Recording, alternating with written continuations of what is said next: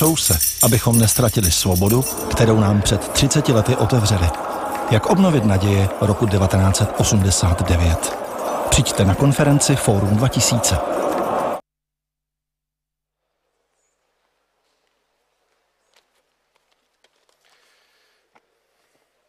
Good morning, ladies and gentlemen. Welcome to the first working day of the 23rd Forum 2000 conference. It is a pleasure to be here with all of you. As you are all well aware, the topic this year, perhaps inevitably, is recovering the promise of 1989.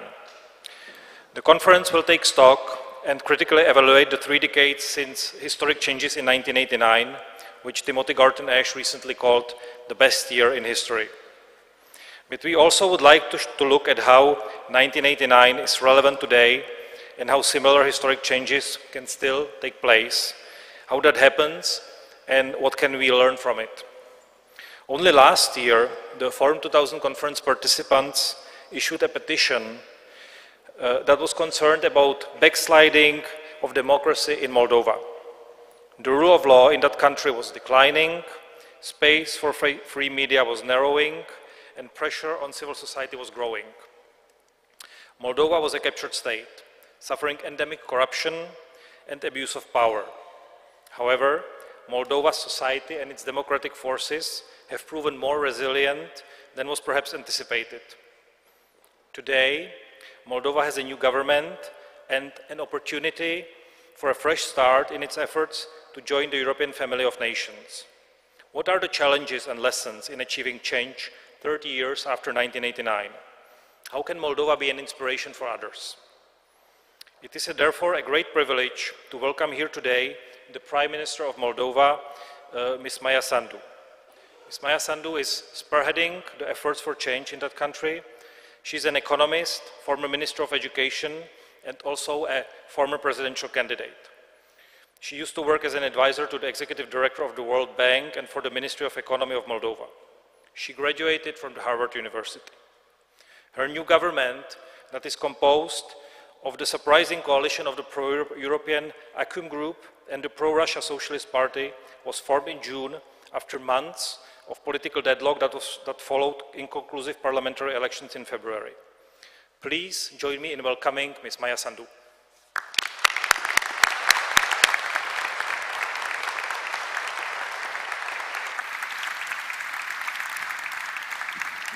Thank you very much. Good morning. The last decade has not been kind to democracy promoters around the world, and the last few years have been particularly dire. Despite the historical legacy of 1989, Europe is not immune to democratic backslidings. Yet, I am proud to say that just like in 1989, Eastern Europe is at the forefront of the battle for democracy and is leading the way in defending democratic freedoms. My country is a case in point. Despite disillusionment with democratic transition, constant struggle with economic corruption, and endless battle to escape poverty, Moldovan citizens, just like our good friends and neighbors from Ukraine, Armenia, and Georgia, have never given up on democracy, even if at times the fight seemed lost. The courage and determination of Moldovan citizens to demand basic democratic freedoms and to reject the state capture imposed on them by a handful of plunderers is admirable. Moreover, it gives hope to others in the region and beyond that democracy is not just an ideal, but a product of hard work and dedication. In 1989, Francis Fukuyama announced the end of history. But for a small Soviet Republic, Moldova, history was only beginning. My personal story was quite telling of the times. In the autumn of 1989, I left my parents' house and moved to Chisinau, where, as a first-year student, I became part of a new, bustling world. Change could be felt everywhere. Perestroika unleashed immense energy and created hope for a rapid break with the past. Decades-long fear of standing up for real beliefs and national values, along with the habits of compliance, were fading away despite repressions.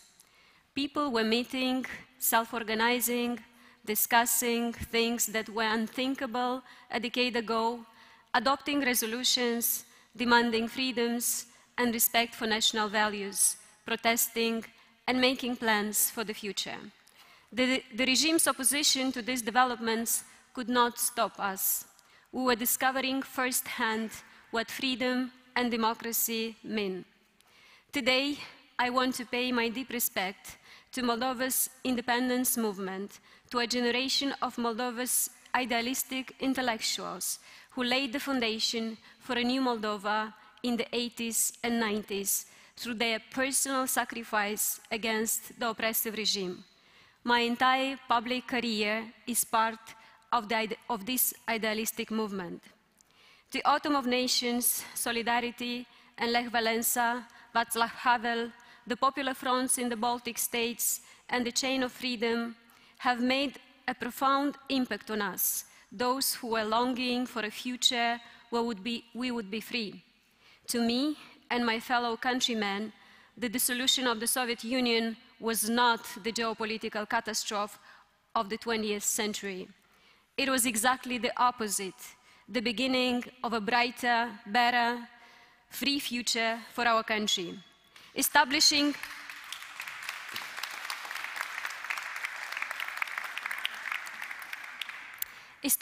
democracy and freedom would not happen quickly and easily, and Moldova would have a lot of backslidings.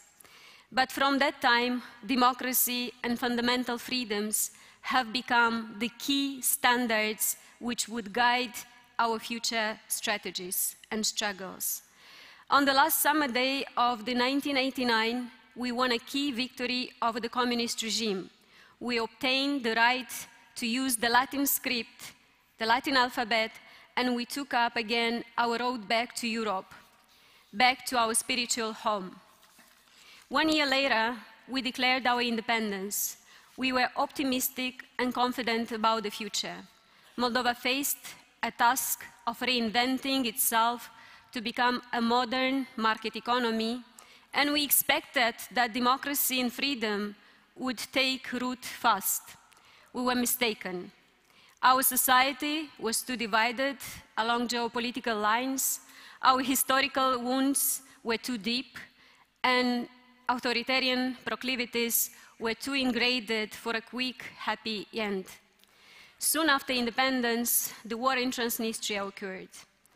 We had no prior history of independence and statehood to build on. We had difficult historical, national, political, and social settings. We had no tradition of public administration, and we inherited a Soviet public administration system with institutional inefficiencies, excessive control, and lack of accountability. The economy collapsed, and by 1999, 72% of people fell under the poverty line.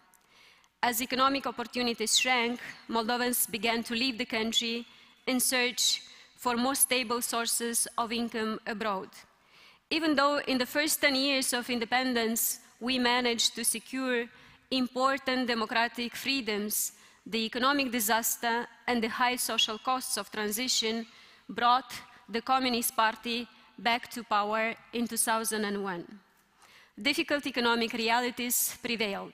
The Communist Party promised to turn back the clock. Moldova's economy picked up and poverty indicators improved, but democracy was pushed back.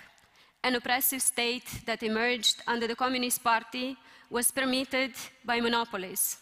Hidden from public view, tycoons built up their power and wealth, monopolized import and export markets, and populated the public administration system with the people personally loyal to them in order to extract rent from their control over the government.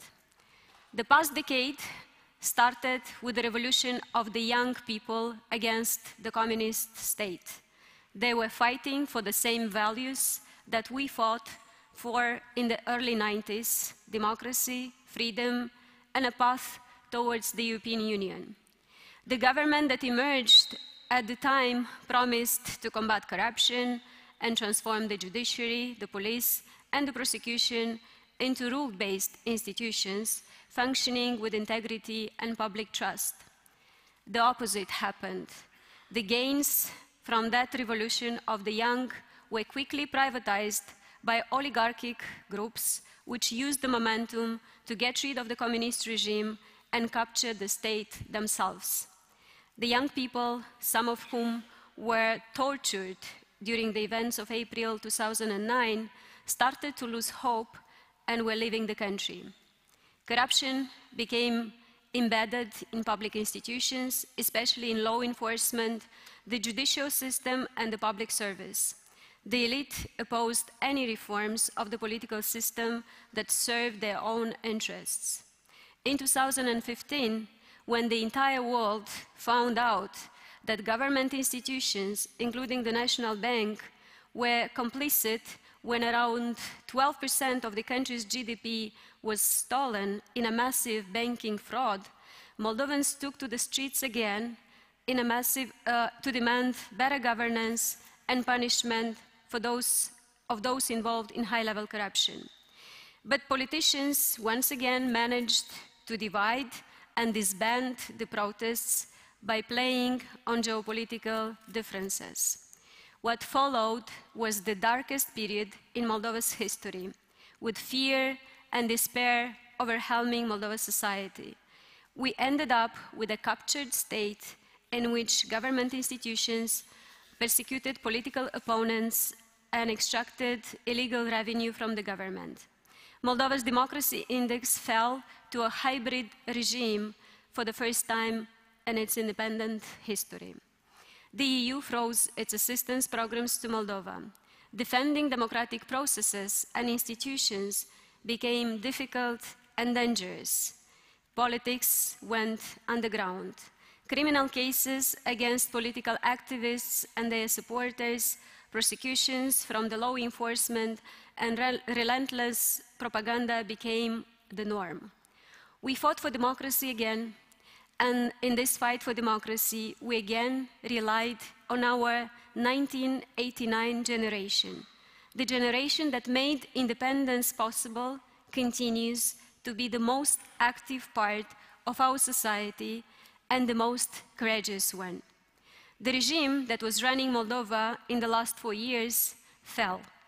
It fell because the Moldovan people, regardless of the language they speak, regardless of the ethnicity and political preferences, have all come to value free speech, the freedom of assembly, and the freedom to pursue their calling in life. The people living in Moldova will no longer tolerate oppressive regimes which take away their freedoms. This has become an axiom in Moldova's politics, and all those who have tried to create an oppressive state that would take away these freedoms failed. The new parliamentary majority is a very unlikely coalition of parties that have different geopolitical agendas. We do not hide our differences. But this experience proves that even those who use the nostalgia for the old times to get to power do not like to live under oppressive regimes. My government has a very clear agenda. We want to clean up the state and bring democracy back to Moldova. We want politics to be conducted out in the open. We want people to vote not out of the fear of persecution, but because of their political convictions and the programs that political parties offer. In just 3 months, political life in Moldova is flourishing. All those who were underground under the Plahotniuc regime are now back to active public life, free to pursue alternative programs and make political offers. This is one of our most fundamental achievements. Nevertheless, today we face a very difficult task. We need to restore people's trust in the state and in basic fundamental justice. We need to bring to justice those who robbed the state, to show to everyone that you can't rob the country or capture the state with impunity. We need to create a different, cleaner judiciary and strong anti-corruption institutions. We have launched far-reaching reforms in these areas and are planning to vet all judges and prosecutors in the country. People in the system who got used to gaining illegal revenues from their high offices put up fierce resistance, but we will break up the power of corrupt officials and launch a direct assault against corruption across a broad spectrum of public services. We need to clean up tax and customs services, government-owned enterprises, traffic police, universities, healthcare, and municipal and local governments. We are breaking down illegal monopolies to remove fraudulent schemes which extract illegal revenues and enrich a few at the expense of the many. We are gradually stopping smuggling, which damages the economy of Moldova, Ukraine, and even the European Union. And I want to use this occasion to call on the Ukrainian government, our strategic partner, to help us re-establish control over our sovereign border, especially on its Transnistrian segment. This is a matter of national security for us, just as re-establishing control over its border is a matter of national security for Ukraine. We fight to have clean political parties, because government corruption starts with corruption within political parties. We need to promote and support free press, badly damaged over the past several years. And we need to involve and use the potential and contribution of our diaspora, who have accumulated knowledge and experience that is so necessary to Moldova. Moldova has a long way to go. Unlike the Baltic states and Eastern Central European countries, who have clearly proclaimed that their future is in the European Union and pursued this goal with vigor and conviction, building on their prior history of public administration and statehood, we have taken too many detours, have gotten lost in too many side streets. And even though my government has made EU integration the cornerstone of our policy, we cannot be sure which way things will turn out. But one thing I know for sure: it is not longer possible to squeeze the people living in Moldova back into the past and to run them through an oppressive regime. People will resist and overthrow those who try. Moldova can only live and function as a democracy. It can no longer function as an authoritarian state. In conclusion, I would like to share some of the lessons learned from our transition. First, development must be owned and driven by responsible elites in the country. Foreign aid will not be effective if the government hasn't clearly established its priorities and is not genuinely committed to key reforms. But development partners should be quick enough to recognize the champions of the reforms and to have flexible mechanisms to support them when the opportunity arises. Second, corruption, bad governance, lack of the rule of law and of functional institutions could lead to authoritarian governments. It is banal, but institutions are key. Establishing strong, functional institutions, especially justice, law enforcement, and anti-corruption, is a goal that we have failed to achieve, and we are now paying the price for this failure. Today, this is our priority goal. Third, freedom and democracy are vital, but people's economic well-being is also fundamental. Unless a government delivers on economic development that benefits a large number of people, do not be surprised if they vote for authoritarian leaders who promise quick fixes, and they always fail, of course. In these 30 years, we have learned that democracy is very fragile. You build it through a lot of work and dedication. It means real sacrifice. In the last few years, for example, it meant for some Moldovan journalists working for very small pay, under tremendous pressure, and sometimes even working for free. It meant for us establishing a political party which survived on an annual budget of just 25,000 euros and which was based exclusively on voluntary work. It meant to have courage to continue when activists were threatened with criminal files. Democracy is constant struggle. Democracy must be conquered. Democracy must be defended, and democracy must be built day by day. This is the key lesson of the 1989 for us. Thank you.